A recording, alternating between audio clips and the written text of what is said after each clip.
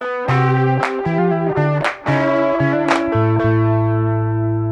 on CityCast Boise, it's always a good day when George Prentice joins us, and even better when that day is Friday.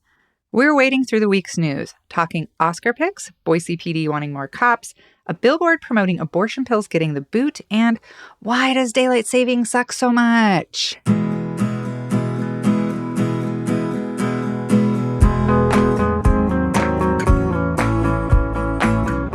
It's Friday, March 10th. I'm Emma Arnold, and this is what Boise's talking about.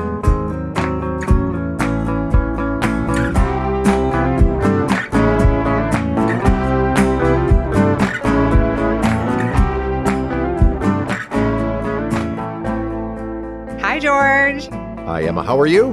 Good. Welcome back. It's so good to see you. We've missed you. Thank you so much. I love spending time with you. Same. Before we get into news, let's do what we love to do more than anything.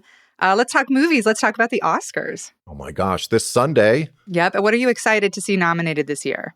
I think you know this, I love the film Women Talking.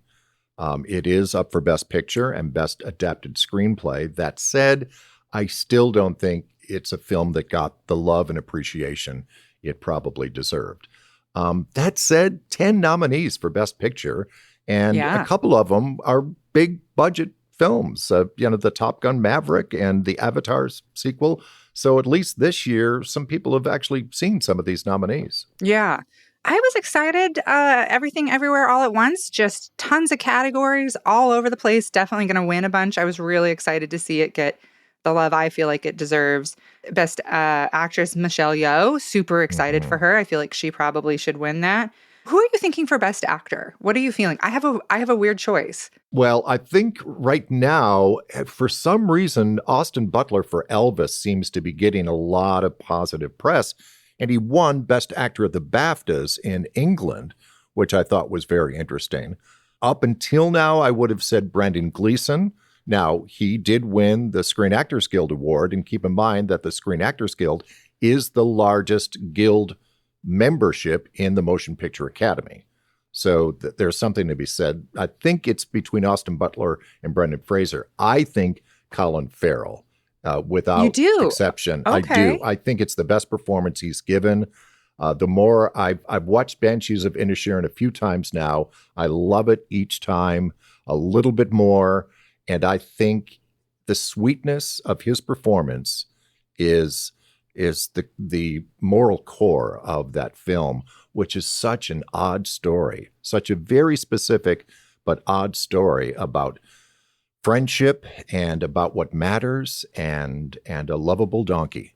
So I would give it to Colin Farrell because I never would have expected a performance that great from him. Yeah, I loved his performance, and I would have thought that I would pick him. But then last night I watched Elvis because I felt like I needed to prepare for this, but also because I saw it had so many nominations and I was like, what? Really? Yeah. And I'm not saying I loved the movie, but you really do have to give it up to Austin Butler because to portray Elvis and to actually pretty much nail it, Yep. Never felt like, oh, he's trying to be Elvis. Like, he nails every bit of that performance. So I'm surprising myself by saying I think he should win for Elvis. I wasn't crazy about the movie entirely. It had a lot of issues. In fact, let's talk about what were you surprised to see nominated? And I'm going to start because Elvis is nominated for Best Editing, which is wild to me because that is the most frenetic, strangely edited movie I've ever seen, so bizarrely edited. So I was surprised to see that. What about you? I was surprised that Avatar actually was nominated for Best Picture. Yeah. I think that film's a bit of a mess. And if it wasn't as long as it is, it would probably be even more of a mess. I really don't think that there's a point to the film. That said, it employed a lot of people, so I'm guessing enough people in the Academy actually worked on that film to nominate it. I think James Cameron is a gas bag, and most of the projects he works on are just give me a break, just give me a break. So, not a fan. I was really, really disappointed that Viola Davis was not nominated for Best Actress for Woman King. I thought she was robbed. And so those are those are my big disappointments. Do you think people are going to watch the Oscars this year? Um, you know, obviously a lot of people will watch. It's always a matter of comparing it to previous years. So there's a few things I think going for the Oscars this year. Number one, that Top Gun Maverick is nominated. I think it matters. That a film that a lot of people went to see and that Tom Cruise will be there, et cetera. He's not up for Best Picture. I think that matters. I think it helps when there's a host that's well known. I think Jimmy Kimmel is a pretty good host. That said, it's pretty stale, right? The show desperately needs a workover. This is a television show, and the Motion Picture Academy needs to get their head out of their butt. It is a variety show. It's a television show. It is a commercial for their industry. Why would it not want to be a really good, funny, entertaining show? But they insist on all these categories be on screen, and they also insist on putting actors up as presenters who really sometimes act as if they don't want to be there. Get Yeah. really, really good, talented people. When you pair up Will Ferrell and Jack Black, it's magic. When you've got Steve Carell and Kristen Wiig together on screen, it's great. Why wouldn't you do that with every category? Yeah, that's a good point. They don't go out of their way to make it super watchable for sure. Well, real quick, who is your pick for Best Picture? Who are you rooting for? Well, I would pick Banshees of Inisherin. I think that's a dark horse. I do think it's going to be a huge night for Everything Everywhere All at Once. I think it is going to win Best Picture. I think it's going to win Best Actress. I think Cate Blanchett was going to win Best Actress, but Michelle Yeoh seems to be running the table. She has won the Best Actress at the Golden Globes, at the BAFTAs, Screen Actors Guild. I think she's going to win. I think that movie's going to walk away with 6, 7 Oscars.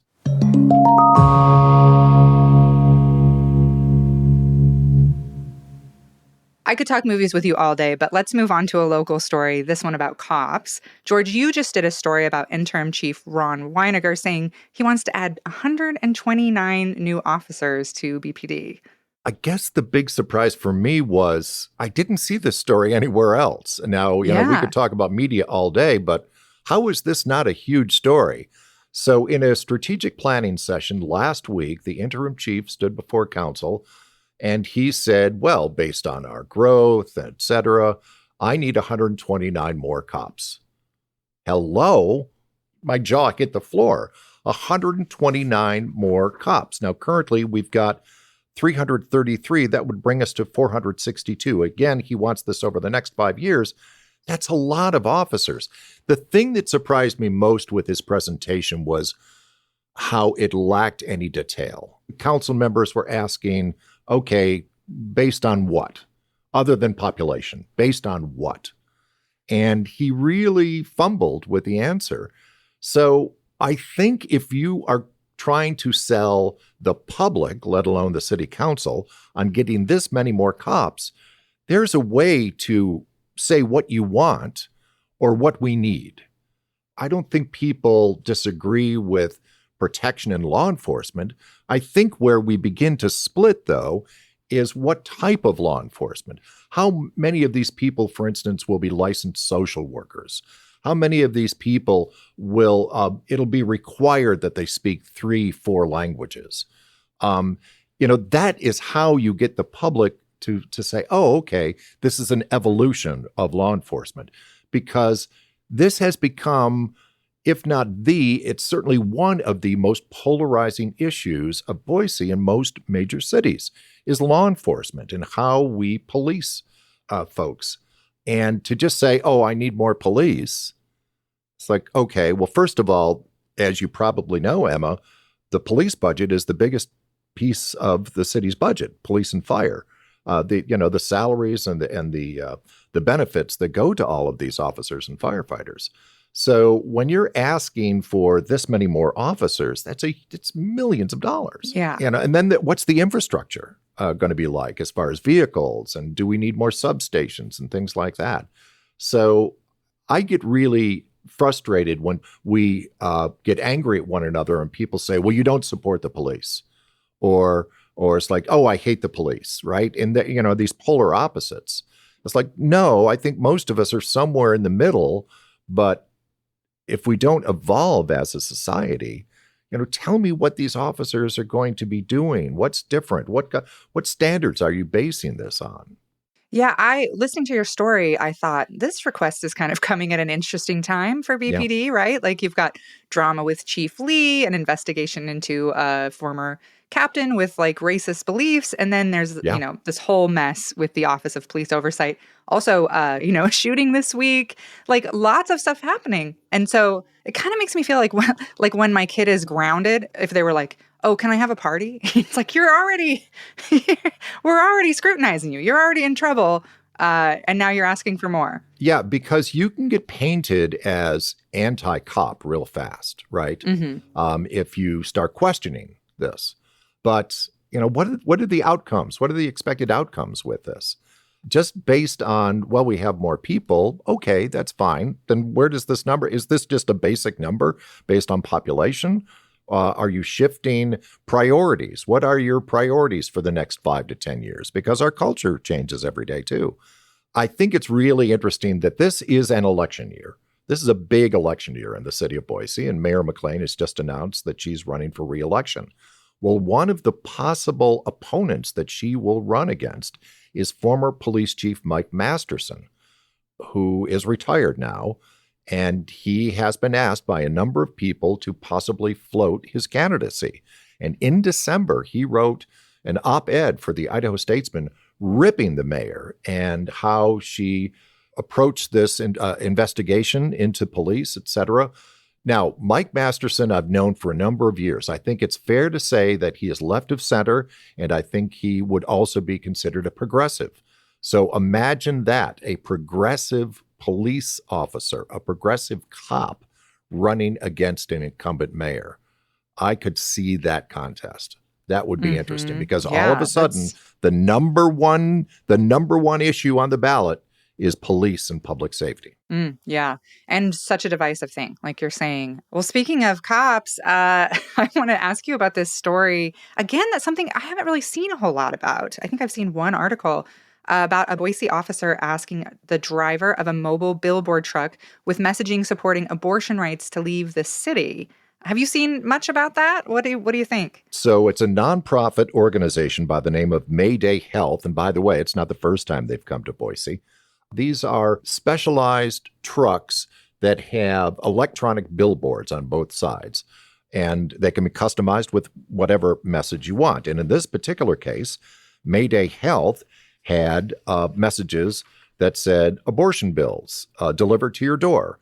And, just log into Mayday Health, and it even has a large QR code if somebody wanted to take a picture of it. So this particular truck, if you will, this mobile billboard, was rolling around Boise a week ago Thursday. And according to the city, I called the city, and according to the city, they had a complaint about this. So the city was obliged to follow up on it. Now, it was code enforcement, which isn't really police. It's code enforcement. Found this vehicle near Boise State and basically asked the folks to move on. In other words, leave town, because the city of Boise does have a code that does not allow mobile billboards. Yes, there are trucks that roll across the city every day with signage, right, of companies. But the code says that if it is a truck of the company where employees are going to a job or coming from a job, in other words, it's owned by that company. It's a tool of that company, if you will. That's perfectly okay. Mobile billboards aren't okay. So here's the city basically saying we need you to leave, but obviously some criticism of, well, are you saying that? Are you against reproductive rights? Are you against this message? So the spokeswoman for the mayor's office said, no, it was a code enforcement issue.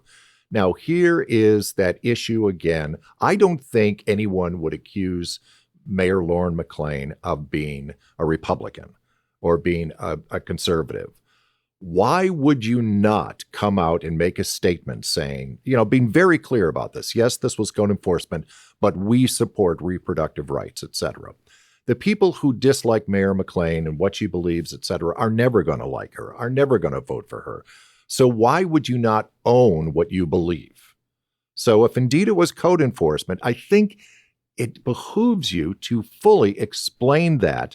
And then here is an opportunity for you to say that no matter what the message is, healthcare for women, reproductive rights are ultimately important. Far be it from me to give anyone advice, but there's more confusion in this story than anything, because the story is about, oh my gosh, it's certainly legal to have abortion pills mailed to you, and it's certainly illegal for anyone to open your mail.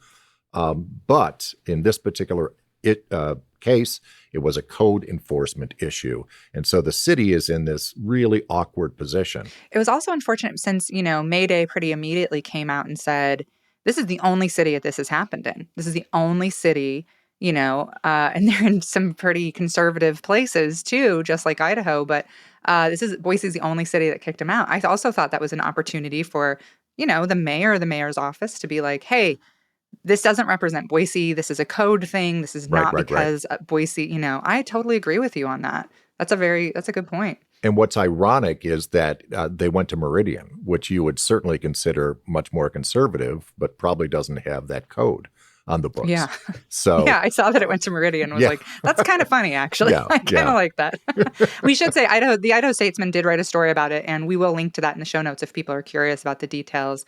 Well, let's talk about what's happening Sunday. It is daylight savings time. Again, we are going to spring forward. So we lose, right? We lose. You know what? I'll never know.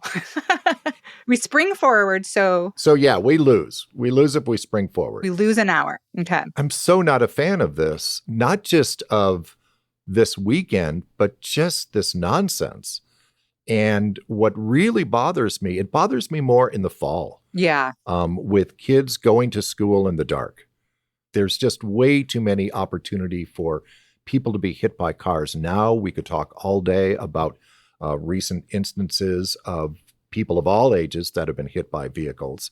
This is nonsense. This is absolute nonsense. Why would we just not live with the planet, right? It's like leave the clock alone. And they've proven, like said over and over, it's bad for your health.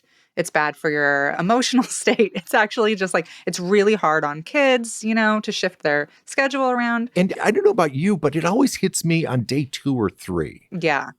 I just like, the Sunday is like, oh, well, okay, I'm late for breakfast, whatever.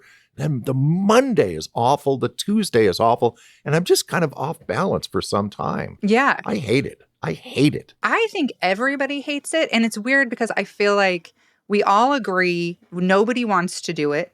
Arizona already was like, I'm out. You guys do your thing. I'm not doing daylight savings time. And when I lived in Arizona for a while, I was like, oh, yeah, this is great. Like, it's dark. Would you favor just getting rid of it entirely? The word is that Congress is seriously considering getting rid of it. So the Idaho legislature passed legislation, 2 years ago, saying that, well, if Washington changes or if Utah or Montana changes, we'll automatically change. It's like, why would you wait for them? Change. And Idaho is insane as it is. We have 2 time zones in one state. It's crazy here. So, yes. And I remember doing a story on this last fall. It's like, they polled most of the people in Congress and they said, absolutely, we need to get rid of it. What lobbying force is keeping this in place? Who is this favoring? Get rid of this. Big coffee. I'm telling you, it's big coffee. It's Starbucks is lobbying to keep us all. That's it. Big coffee. I love it. Big coffee, just like Big Pharma. I love it. Well, George, thank you so much for talking movies and cops and a little of everything else with me. It's so good to see you, and I can't wait to have you back on. Thanks so much, Emma, and have a great weekend.